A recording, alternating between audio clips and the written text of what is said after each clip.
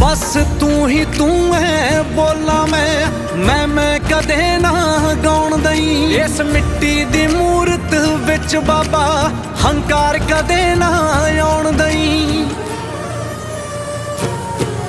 बस तू ही तू है बोला मैं कदे ना गाउण दई। इस मिट्टी दी मूरत विच बाबा हंकार कदे ना आउण दई। हंकार कदे ना आउण दई। माड़े टाइम कदे ना भुला मैं जो सारी अखीं डिठे बाबा नानक